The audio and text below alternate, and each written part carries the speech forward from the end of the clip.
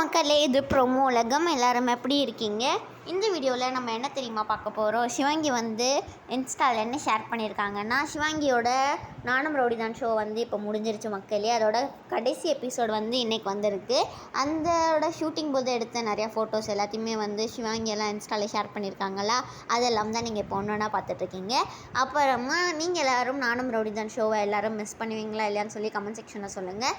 அந்த ஷோ இப்போ முடிஞ்சிருச்சு. ஆனால் அடுத்த வாரத்துலேருந்து டிசிடிசியில் நம்ம சிவாங்கி வந்து வரப்போகிறாங்க அவங்க அம்மாவுக்கு பதிலாக குக்கிங் சம்திங் அப்படின்னு சொல்லி சிவாங்கி வந்து இந்த வீடியோ தான் மக்களே ஷேர் பண்ணியிருக்காங்க. சிவாங்கி வந்து ஏதோ ரெக்கார்டிங் செஷன்லையோ இல்லாட்டி கான்சர்ட்டுக்காக ரிஹர்சல்லாம் பார்த்துட்ருக்காங்கன்னு நினைக்கிறேன்.